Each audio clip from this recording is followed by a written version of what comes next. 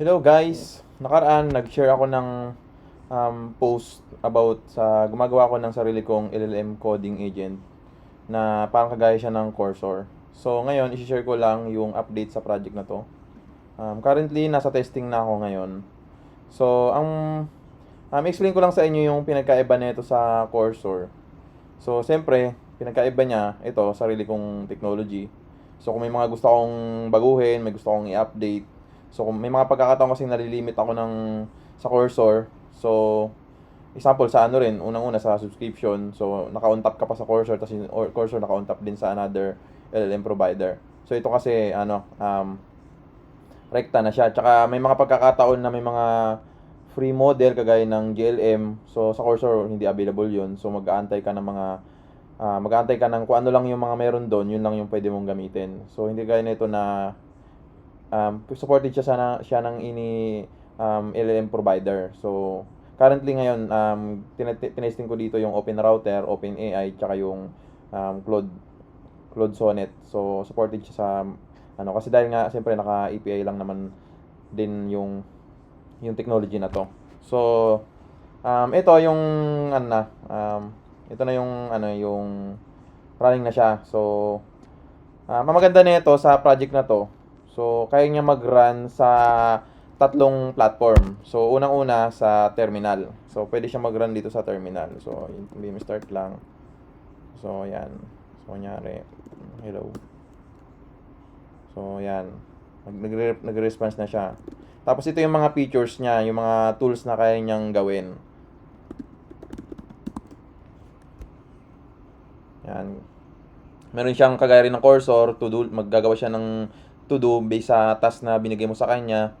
So, kaya niya rin mag-run ng command, write file. So, halos same lang din ng mga tools na meron din si Cursor. Pero, hindi ko sure kung sa loob ng Cursor, meron din siyang kagaya ng sub-agent. So, ito kasi, ginawan ko siya ng features na ganon. So, yun yung isa rin kasi sa nalilimit kami sa features ng Cursor. Hindi ko sure kung nag-i-spawn siya ng mga multiple sub-agent, pero tingin ko hindi eh.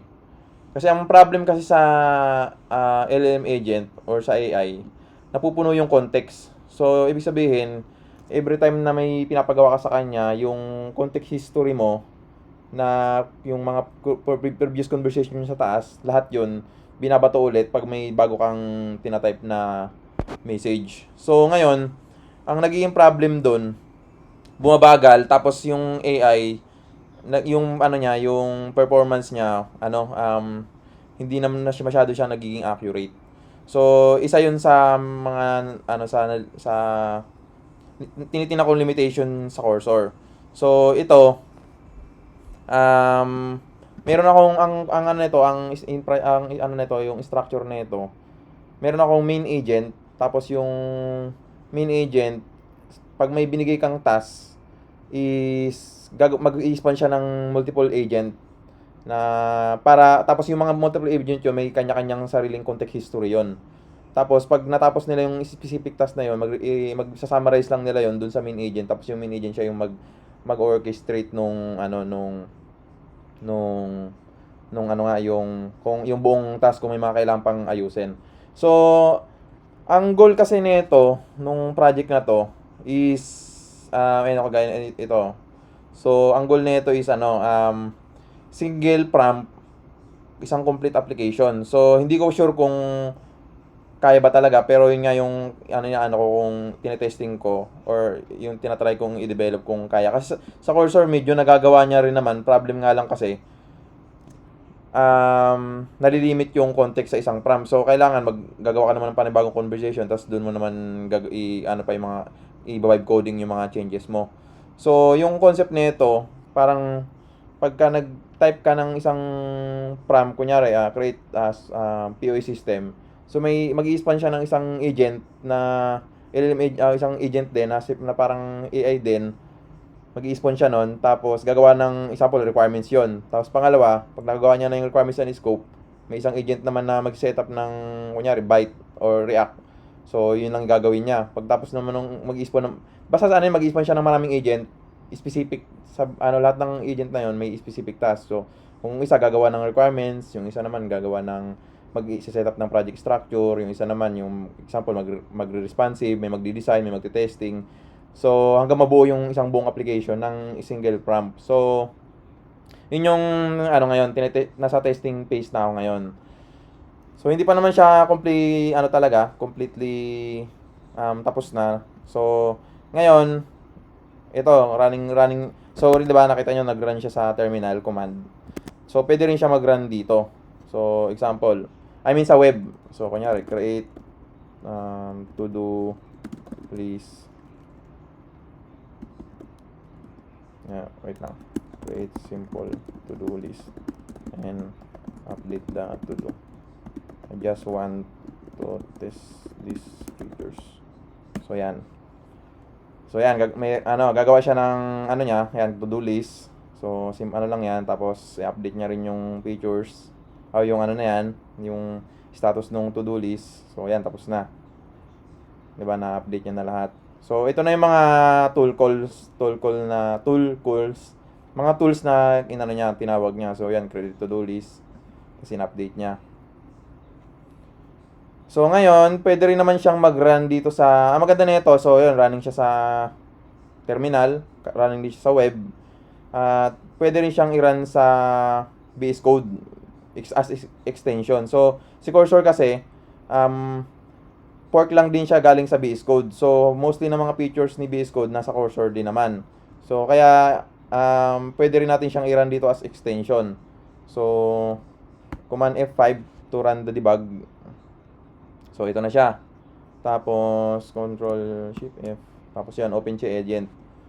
So ito na yan, running na siya sa loob ng VS Code. So create lang ako ng new task. So palagay natin ano ba yung pwede kong gawin sa kanya. Kunyari, run command. So parang ito, ito rin yung iti-testing ko na ipapagawa ko sa kanya, yung version 2 ng barangay system namin. So run command npm run dev. So yan, testingin natin mag-run siya ng command prompt, ng command. So yun, nag-run na siya ng sarili niyang ng command para ma-run niya yung project. So, yan. Ito na yung version 2 nung namin, barangay system. So may barangay system kasi kami. Running na siya ng magto 2 years na sa isang city. Marami na ring records yun. So, ngayon, itong version 2, sa pool niya na lahat ng iba't ibang departments ng isang city. So, yung barangay system kasi namin, parang hindi naman talaga siya barangay level kasi nga city level siya. Pero, centralized kasi, kumbaga, yung buong data ng isang city nasa isang centralized na database. So, ang maganda kasi nun, kung ma-implement siya ng maayos sa iba't ibang department, so example, may record ka na sa barangay, pag pumunta ka sa City Hall, hindi ka na magpipila ulit doon kasi nga may record ka na. So, kunyari, senior citizen ka or may business permit ka, hindi ka na laging type ng bawat pinupuntahan mong department. So, yun yung goal. So ito yan, marami na siyang iba't ibang records. So mayroong medical, infant, PWD, senior citizen. So and na siya. So may mga kailangan pang ayusin dito. So at least ngayon running na yung project na to. So yung name ng project is saan ba? Ayan nga. Burahin ko lang muna to. So yan, ang pangalan nito is si Che Agent. So ang meaning niya is yun nga, coding helper assistant. Ano ba yun? Coding helper engine. So yun yung ito si Che Agent.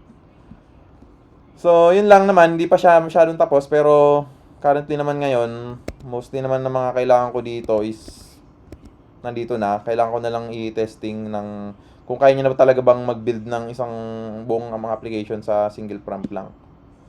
So, yun lang guys. Bye-bye.